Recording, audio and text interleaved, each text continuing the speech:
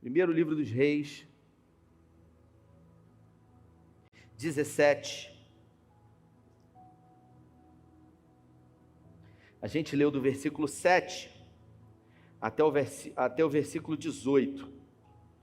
Hoje nós vamos ler o versículo 19. Se você achou, diga amém. Primeiro livro dos Reis, capítulo 17. Eles vão botar no telão também.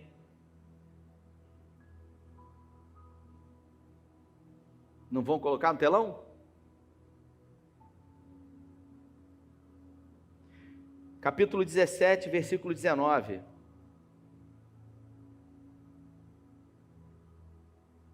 Vou esperar.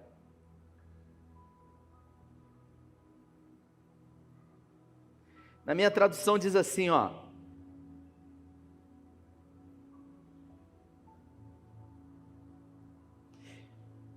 Dê-me o seu filho, respondeu Elias. Ele o apanhou dos braços dela, levou-o para o quarto de cima, onde estava hospedado, e o pôs na cama.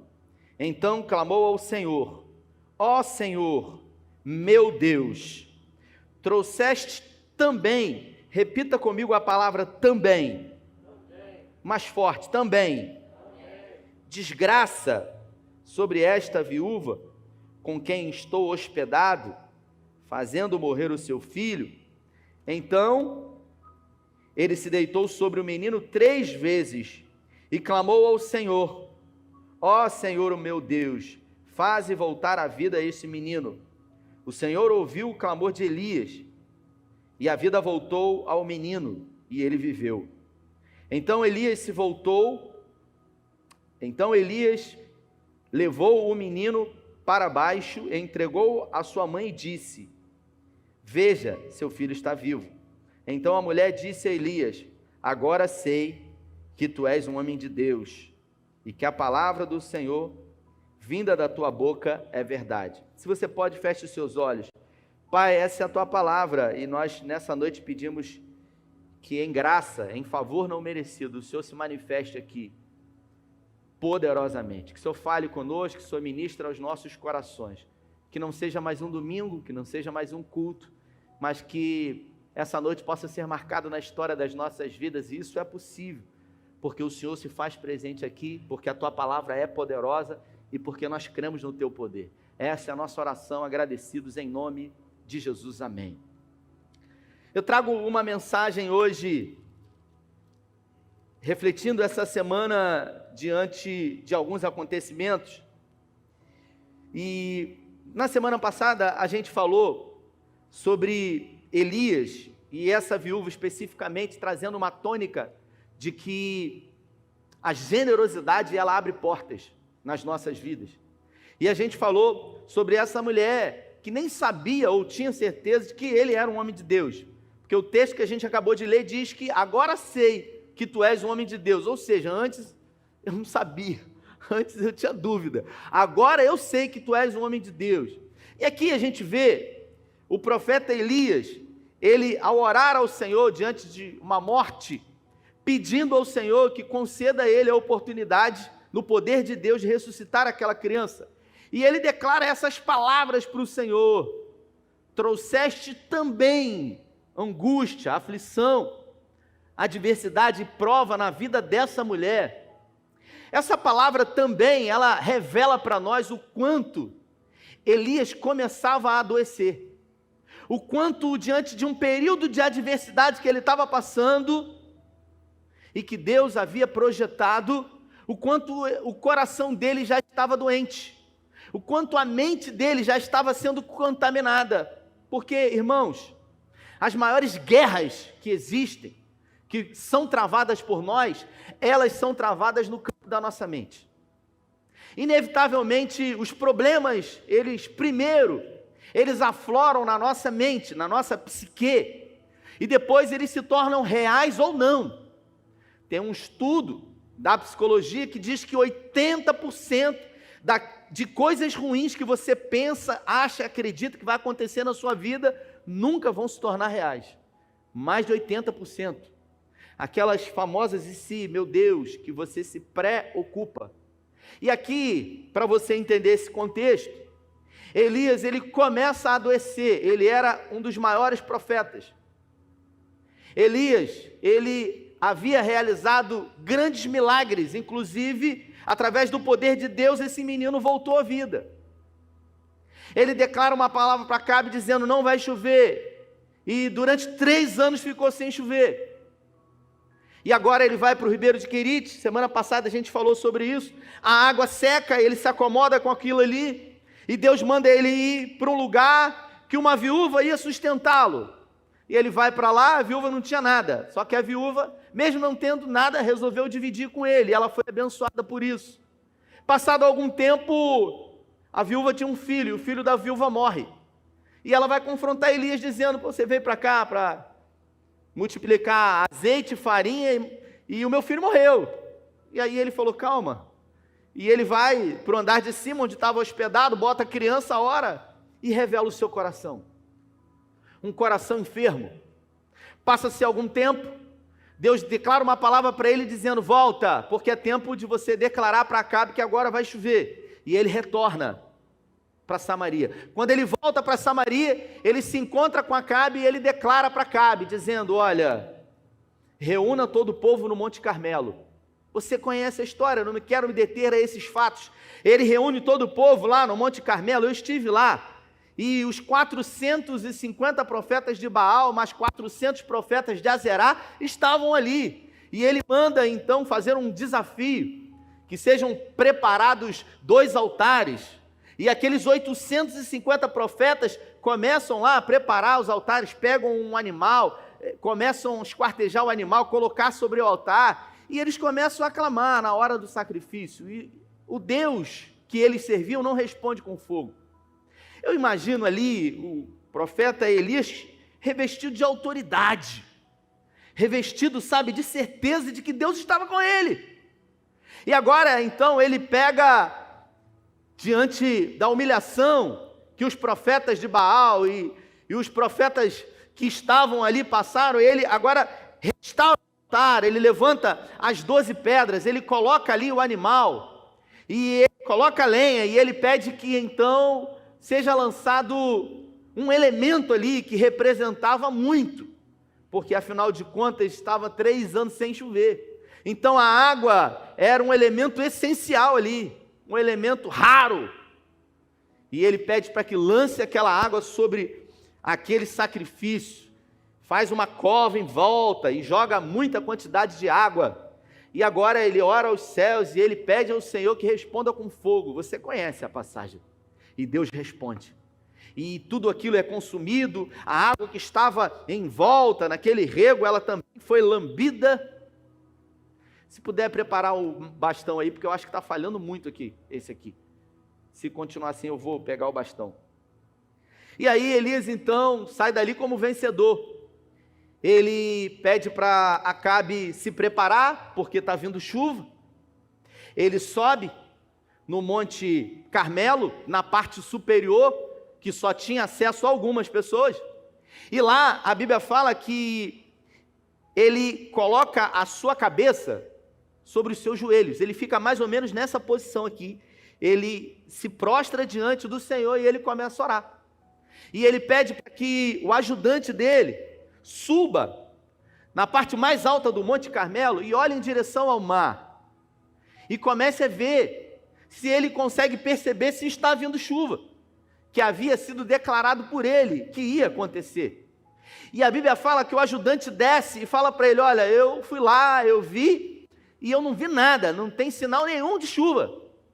E Elias, ele novamente se prostra, e ele ora novamente, e ele pede para que o ajudante vá outra vez, e isso se repete por 7 vezes. Eu queria chamar a sua atenção para isso, porque quando ele estava na parte de baixo do Monte Carmelo, e o altar estava diante dele, e o sacrifício estava pronto, e ele fez uma oração, pastor Levi, e em um momento uma oração foi suficiente, que agora Elias teve que orar. Amém. Só que agora Elias teve que orar, não uma vez, mas 7 vezes. Sabe aquela coisa que você ora ao Senhor um dia, você tem uma necessidade da parte de Deus, e quando você ora, Ele responde. E você diz, uau, que incrível, é assim? E aí, de repente, num outro momento, você ora e Ele não responde. E aí você ora de novo, e Ele não fala nada. Aí você ora outra vez. Eu tenho as minhas experiências, Tuiane. Na minha vida, Ele muito mais não respondeu do que respondeu. Mas isso não quer dizer que ele não é poderoso para fazer e que também Ele não está atento à oração. Porque se Deus respondesse toda a oração que eu fiz a Ele, eu estava perdido. Porque tem oração que a gente faz no momento da nossa vida, irmãos, que tudo que a gente conhece é um pequeno, é uma fração apenas. E se Deus tivesse respondido aquela oração, eu sempre cito esse exemplo de um amigo que conheci na minha caminhada, na minha primeira igreja que eu me converti, Metodista do Brasil. Eu estava lá e eu era um novo convertido e a gente subiu um monte, a gente orava junto com esse amigo e a esposa dele traiu ele. A esposa dele traiu e ela não queria mais saber, tinha uma menina, tinha um filho, uma filha, e ele desesperado, ele falou, Rafael, eu vou fazer uma campanha de oração, eu vou jejuar, eu vou orar durante 365 dias no monte, para Deus trazer de volta a minha mulher, a minha família. E eu falei, é legítimo. E ele orou 365 dias, ele subia com chuva, com sol, com vento, com calor, ele subia. E depois de 1 ano orando e pedindo a Deus para trazer de volta a esposa, Deus não trouxe. E passaram-se 20 anos, e um dia eu fui visitar ele na casa dele, ele já estava casado com uma outra pessoa, já tinha filhos com essa mulher, uma mulher extraordinária, constituiu uma família linda. E eu na casa dele, comendo um pastel, eu lembrei que a gente subia a monte quando eu era novo convertido. E a esposa estava na cozinha com a minha esposa, e eu fui, sabe, aquela conversinha de pé de orelha, porque a mulher dele não podia nem ouvir isso. E eu falei, rapaz, sabe o que eu lembrei aqui, cara? Aquela loucura que você ficou orando e jejuando durante 1 ano. E a ex-mulher dele já estava no 4º casamento, irmão, já tinha dado balão no monte, tinha traído um monte de gente. E ele falou, rapaz, não fala nisso não, rapaz. Eu tenho que agradecer o resto da minha vida a Deus por Ele não ter ouvido aquela loucura, aquela oração, porque aquilo foi um livramento de Deus. Quantas foram as vezes que eu e você oramos ao Senhor e ainda bem que Ele não ouviu, porque Ele conhece tudo. Ele conhece o passado, Ele conhece o presente e Ele conhece o futuro. Aqui, no caso, a Bíblia fala que durante 7 vezes Elias orou, e na 7ª vez o moço disse, eu vejo uma pequena nuvem. Então ele disse, está vindo chuva. Ele se alegrou, ele desceu, e ele falou, olha, encontra Acabe, manda ele se apressar, porque senão a chuva vai te deter. E ele desceu, ele chegou primeiro que Acabe, e a chuva veio, só que agora, Jezabel entrou na história e mandou um recado para ele.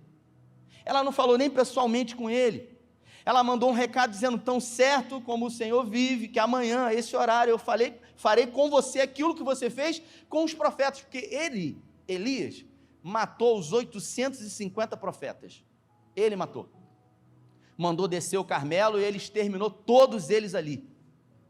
E agora, diante de uma ameaça de uma mulher, ele tem medo e ele foge para uma caverna. Se você observar, não foi por causa da ameaça de Jezabel que ele fugiu. O cara enfrentou 850 macumbeiros, profetas. Agora ele vai fugir por causa de uma ameaça de uma mulher. Não foi isso. Foi um somatório de coisas. É quando as coisas vão acontecendo gradativamente na sua vida, um problema aqui, uma dificuldade lá, outra dificuldade aqui, e as circunstâncias, elas vêm. E em algum momento elas nos fazem parar. Essa semana, nós lamentavelmente recebemos a notícia da perda da Ludmila Ferber. Já há 3 anos ela vinha lutando contra um câncer no pulmão. E esse câncer alcançou o pulmão dela, e depois de alcançar o pulmão foi para o fígado, e depois de alcançar o fígado foi para todos os ossos. E não sei se vocês acompanharam isso, eu tive acompanhando um pouco de perto, e essa mulher, ela lutou bravamente contra aquilo que estava atingindo o seu corpo. Em nenhum momento a Ludmila, ela abriu mão de lutar, ela acreditou até os últimos dias que ela iria vencer. E ela venceu. Porque na vida com Deus a gente vai ganhar de qualquer jeito, se a gente entende que a vida não se resume aqui. A Ludmila estava internada no hospital, e a expectativa era que Deus curasse ela para que ela fosse embora para casa. Ela foi para casa, mas não a casa aqui, a casa eterna. Ela voltou para casa. E a Ludmila Ferber, ela escreveu uma canção que essa semana eu me debrucei nessa canção, e eu até procurei saber se essa canção foi inspirada nesse texto, mas eu não consegui, nada que pudesse atribuir a isso, Webinho, mas tudo para mim leva a crer, porque ela diz o seguinte: o que vem para tentar ferir o valente de Deus em meio às suas guerras. Quantas coisas vêm para tentar ferir o valente de Deus em meio às muitas guerras que ele vive. Aí ela diz o seguinte: que ataque é capaz de fazê-lo olhar para trás e querer desistir? Qual é o ataque que veio na sua vida que fez com que você enchesse o balde e você pensasse em desistir? E você pensasse em até acreditar que não era para ser, que não era de Deus? Porque a gente é assim, quando a gente vai fazer um negócio, a gente é crente, mas a gente às vezes é místico, né? A gente é crente, mas a gente às vezes se envolve numas brincadeiras, nos misticismos, né? A gente quer ouvir falar Deus, aí Deus não fala nada, aí a gente abre, Senhor fala comigo, aí a gente lê, né? Um texto que diz: vou acabar com toda a tua descendência. Não é isso, pelo amor de Deus. A gente é místico. Aí a gente fala: olha, Senhor, eu vou na irmã lá que ora. A irmã: olha, não tenho nada para o irmão hoje. Aí a gente vai na vigília. Aí na vigília chama a pessoa do lado direito, chama a pessoa do lado esquerdo, mas com a gente não fala. A gente quer pressionar Deus. A gente quer colocar Ele no canto da parede. Se você está me entendendo, diga: fala Deus. Está falando, né? Aí você vai para o checkmate.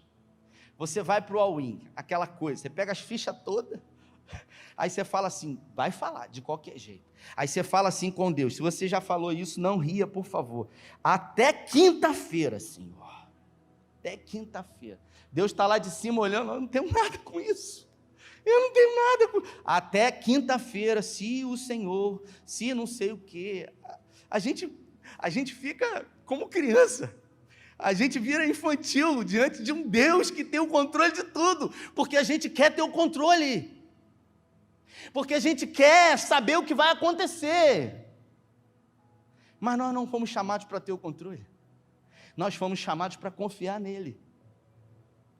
E aí a canção diz: que ataque é capaz de fazê-lo olhar para trás e querer desistir?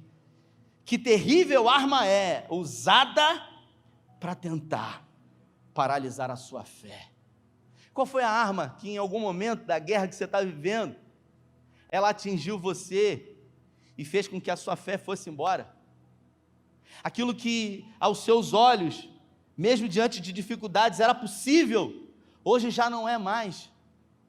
Qual foi a palavra que você ouviu, que atingiu o seu coração e fez você sangrar? O que fizeram com você? Foi um líder narcisista, um pseudo-pastor, um líder de célula, que podou você, que cortou você, que falou coisas para você que, hoje você não está mais na posição. É disso que ela está falando aqui, e é disso que eu estou falando sobre Elias. Porque o texto vai trazendo para nós uma série de episódios que revelam um cansaço em Elias. Quando ele está diante daquela mulher e o filho dela morre, ele diz: o Senhor trouxe tão bem, ou seja, já trouxe para a minha vida desgraça, agora está trazendo para a vida dela. A percepção dele era que Deus havia trazido desgraça, e pouco a pouco o profeta de Deus estava se desgastando sem perceber, e ela diz: cansaço, desânimo, logo após uma vitória, a mistura de um desgaste com um contra-ataque do mal. A dor de uma perda, ou a dor da traição. Talvez você tenha perdido alguém que você muito amou nesse Covid, por circunstâncias da vida. E em algum momento você orou, você pediu, você acreditou que Deus ia curar. Só que a vontade soberana de Deus foi estabelecida. E essa pessoa, ao invés de voltar para a sua casa, ela voltou para a casa de Deus. E diante da morte repentina, diante daquilo que foi tirado de você, teve uma pessoa que me mandou uma mensagem um tempo atrás: eu estou muito chateada com Deus. Eu falei, que bom, que bom. Eu falei, que bom que você está tendo coragem de dizer isso, porque tem um monte de gente que está chateado, decepcionado com Deus, mas não tem coragem de dizer.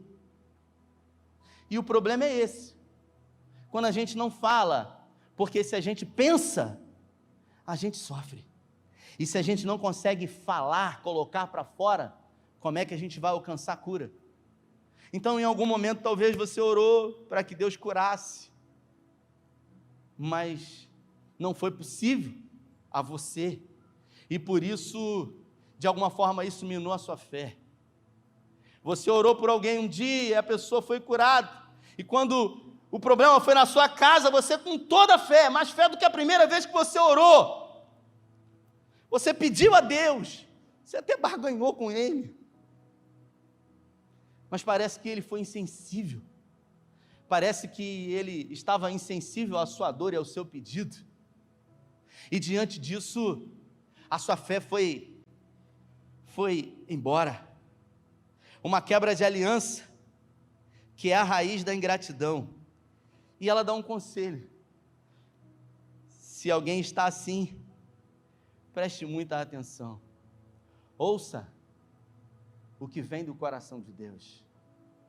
Em tempos de guerra, nunca pare de lutar. Elias parou de lutar, entrou dentro de uma caverna e pediu a morte. A Bíblia fala que, antes disso, ele deitou debaixo de um zimbro, e ali, entristecido, depressivo, desesperado, sem perspectiva de esperança na sua vida, ele sai dali e vai para uma caverna, e lá ele fica numa crise existencial, numa crise de identidade. Nós estamos falando de um homem de Deus, nós estamos falando de alguém que viveu tudo isso e não foi no pecado. Nós estamos falando aquilo que Tiago fala, que Elias era homem como eu e você. Tiago fala isso na sua carta, e a gente entende perfeitamente que nós estamos sujeitos a esse tipo de cansaço, a esse tipo de fadiga na alma, a esse tipo de estresse, sabe, que mina a nossa força, porque em algum momento da nossa caminhada, a gente tinha sonhos, a gente tinha projetos, a gente até achava que ia mudar o mundo, mas o problema é aqui, irmãos, porque tudo aconteceu aqui, nada havia acontecido da parte de Deus, tudo acontece na nossa mente. Essa semana uma pessoa me mandou duas mensagens, porque ela estava achando uma coisa, que não era. Aí ela, primeira mensagem mandou, não, o que está acontecendo? Eu falei, nada. Não, mas aconteceu isso? Eu falei, não foi isso. Ah, não, eu pensei. Eu falei, ainda bem que você pensou e falou, porque já pensou se você não fala? Aí mandou a mensagem de novo, está acontecendo isso. Eu falei, não, mas peraí, porque... Ainda falei assim, pô, você está achando muito, né? Ainda bem que você está falando. Quantas vezes uma pessoa manda uma mensagem do WhatsApp para você, e aí você responde, ou você manda uma mensagem de WhatsApp para uma pessoa, perguntando uma coisa, a pessoa visualiza e não responde. Acabou para você, cara. Aquilo rouba a tua paz, sabe? Aquilo desestabiliza você de uma maneira terrível. Você começa a imaginar um monte de coisa. Mudou, será? O que aconteceu? Mas não mudou nada. O que mudou foi na sua cabeça, porque na cabeça de Deus e nos planos de Deus, nada mudou. Ele continua sendo Deus, Ele continua no controle de todas as coisas, e tudo o que Ele faz é para abençoar os seus filhos. Mas diante das lutas e guerras que vivemos, a nossa fé, ela tende às vezes a esmorecer, A gente tende, às vezes, a permitir que as armadilhas sejam criadas. E quando a gente menos espera, a gente recebe um contra-ataque que abate a gente. E Deus onde está? No mesmo lugar. No mesmo lugar, não tendo crise, quando nós entramos em crise. Se a pessoa que me ligou e falou, olha, eu estou decepcionada com Deus. Eu falei, que bom que você teve coragem de dizer. Mas eu estou preocupada, porque sabe como é que é, né? Eu falei, não se preocupe, que Ele é Pai. E Pai não se escandaliza com as nossas crises. Quem se escandaliza com as nossas crises é o nosso irmão. Ouse contar para alguém, para você ver qual vai ser a reação. As pessoas, elas nos lançam no inferno e no céu o dia inteiro. Mas Deus não. Porque nenhum dos seus planos podem ser frustrados na sua vida. Eu queria que você se colocasse de pé. E eu queria que você... Elias, depois que ele pede a morte ao Senhor, depois que ele entra numa caverna, Deus se apresenta para ele de uma forma extraordinária, terremotos, ventos e uma brisa suave. E ele sai da caverna. E quando ele sai da caverna, Deus dá algumas missões para ele, mandando ele ungir um homem como rei, mandando ele agora chamar Eliseu para substituí-lo. Eu acredito que Deus olhou para ele e falou, cara, você não tem mais condições. Você até poderia fazer mais, mas diante do estado da sua alma, o melhor a ser feito é parar por aqui. Seria muito bom se você entendesse que eu, como Deus, jamais vou revelar tudo. Por quê? Por que Deus não revela tudo?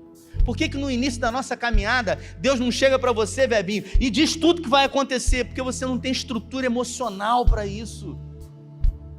Porque se Deus chega para ele e fala, vai acontecer isso, ele não tinha condições.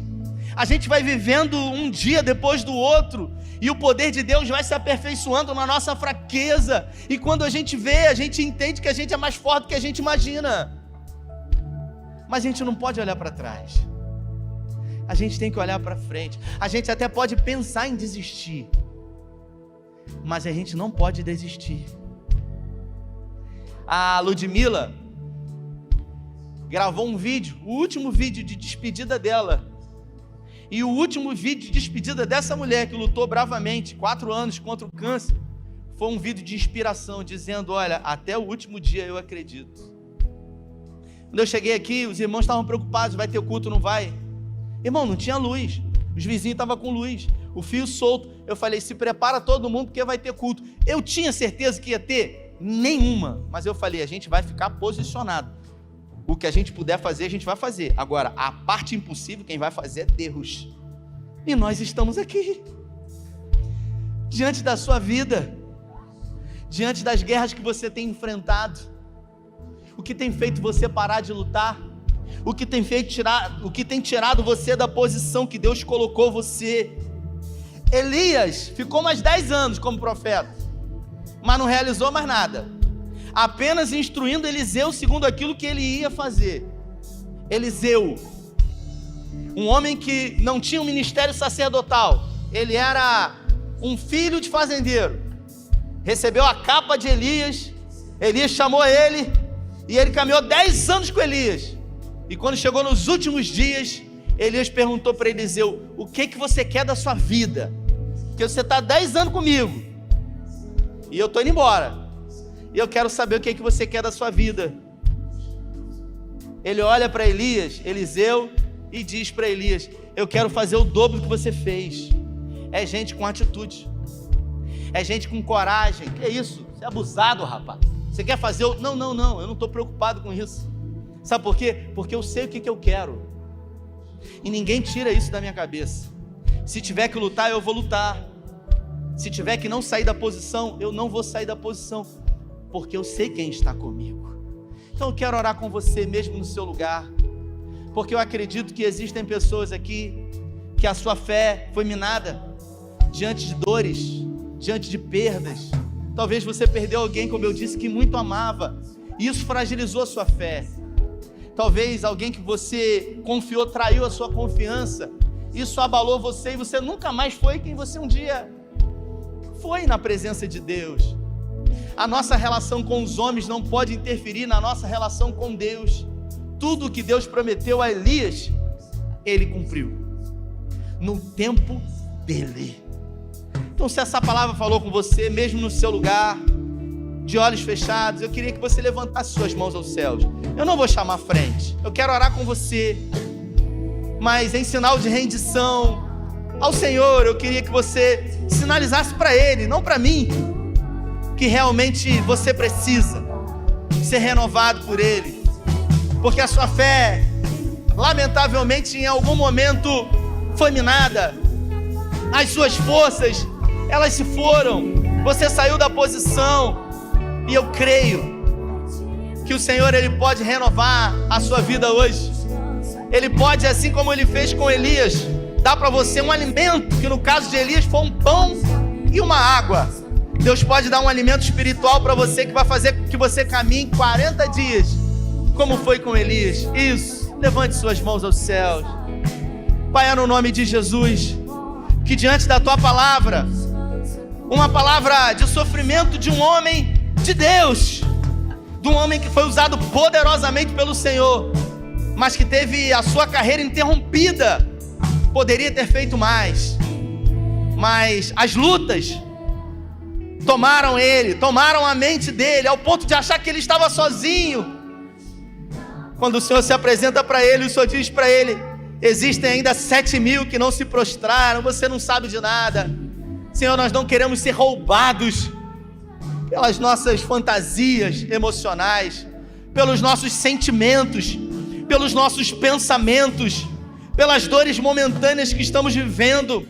Nós queremos viver e andar por fé e não por vista humana. Nós não queremos retroceder, nós queremos avançar, porque nós cremos que o céu não entra em crise, em colapso, quando a terra entra em crise. O céu não entrou em crise quando a terra e os homens entraram em crise nesse caso. Por isso, no nome de Jesus, Pai, renova as nossas forças, revigora o nosso ânimo, o nosso espírito, acrescenta a nossa fé, porque se é um dom, pode ser acrescentado.